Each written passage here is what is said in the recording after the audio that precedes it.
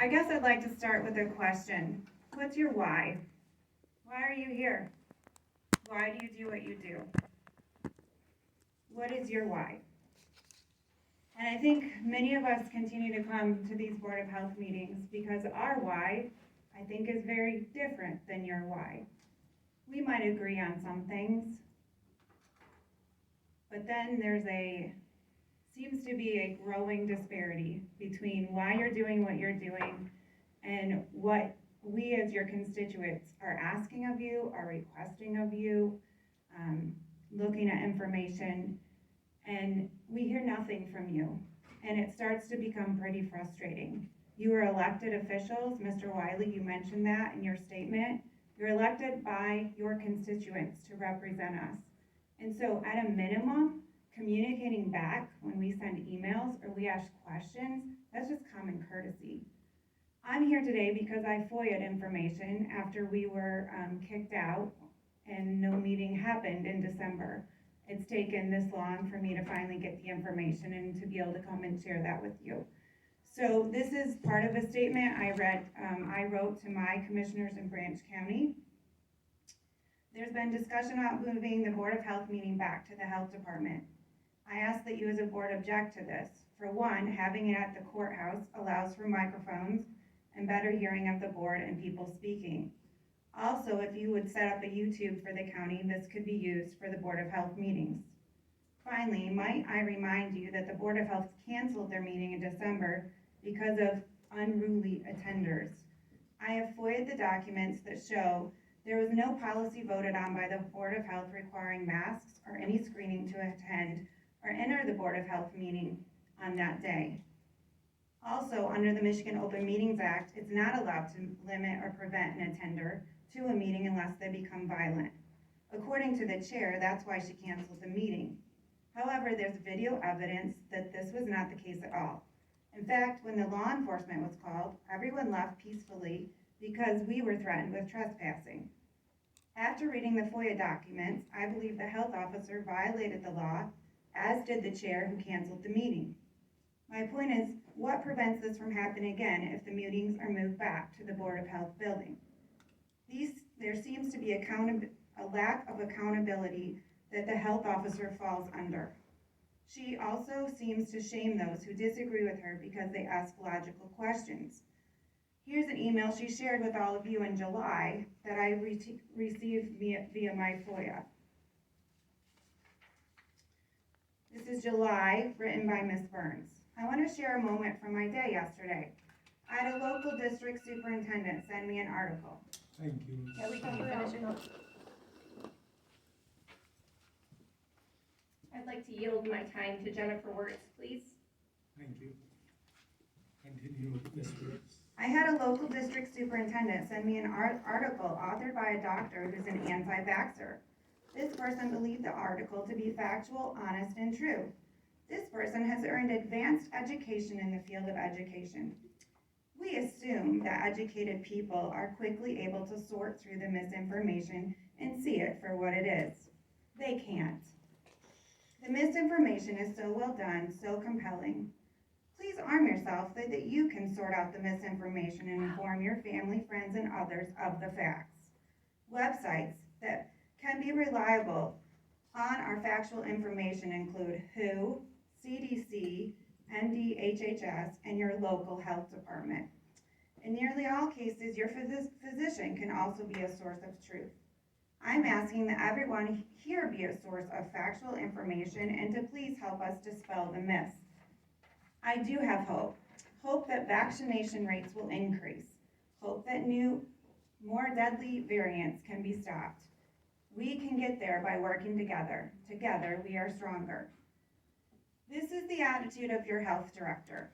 If it's not the government-approved message, then it's misinformation. How's that working out? When is the health director going to share the reports Pfizer is being forced to release under their FOIA? The findings show that the clinical studies are appalling. 3% death rate, yet proceed anyways. The mortality of COVID is 0.0014%, yet you've pushed vaccinations for over a year into our schools, onto our children. That's why I'm here. If I was a vaccinated person, I'd be filing lawsuits against all of you, against your health director, against the MDHHS, against the CDC, and for Pfizer for lying to me.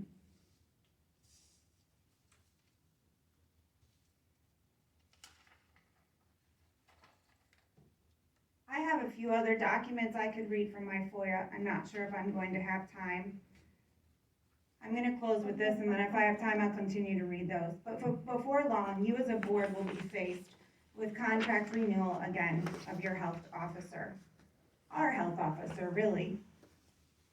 And I'm hoping in regards with this information and other information that's going to continue to come out, that you will seriously consider the way that your health officer has handled the last 2 years. I'm respectfully asking that her contract not be renewed. I'll give you my 3 minutes. Okay. I have to yield my time to Jennifer. So you already had an, 3 minutes, thank you. you already had someone share their Open Meetings Act point from, I guess, today. This is the Open Meetings Act rule that I believe was violated in December when you guys didn't have the meeting. It says that no one can be excluded from a meeting otherwise open to the public except for a breach of peace actually committed at the meeting. No one may be required to register or otherwise provide his or her name or other information or otherwise to fulfill a condition precedent to attend a public meeting. We were told, and I guess I should just read it, Miss Pagel, at the time who was the chair, shared this with all of you, which by the way is also a violation because then you just constituted a quorum because you mass sent this to all of your board without it being shared publicly. So that's another violation. In case of fire, riot, or very serious disorder or other great emergency, the chair has the right and duty to declare the assembly adjourned to some other time and place if necessary. If it is imperatible to take a vote, or in his opinion, dangerous to delay for a vote. She says, I do believe this is what we are faced with, and that is why I stand behind my decision, safety for all. Okay, let's read the police report that I acquired from that day. It says, dispatch was called by the health department, subjects refusing to wear a mask. Action. I responded to the health department and spoke to the director and board member. They are going to have a public board meeting. There is a group that will not wear masks and they want them removed. Might I point you back to the Open Meetings Act that says we aren't to be prohibited from a building or a meeting. I explained the new laws and limitations that we now have. Only citation can be issued only after witnessing people individually told to leave the public meeting. The board chose to cancel meeting and I stood by while all people left the meeting area, including commissioners and those who chose to speak into the camera with a written statement. All occurred without incident. This is on video. We were not violent. We were not protesting. We were not threatening any of you. Lastly, I share what your policy was, which Commissioner Leininger actually requested on this morning. He was not at the meeting, but it says in June you mentioned an office reopening plan. I would like to see and believe that entire board should have access to all policies in place with the Board of Health and to know exactly when they were adopted to the board. And if not presented to the board for adoption with specific action by the board, allowed a policy to be developed without final approval by the board plan along with a copy of the minutes of each board meeting with the plans was adopted and revisions accepted by the Board of Health. Your policy adopted in July. Thank you, Ms. Woods. Appreciate all the comments. Thank you.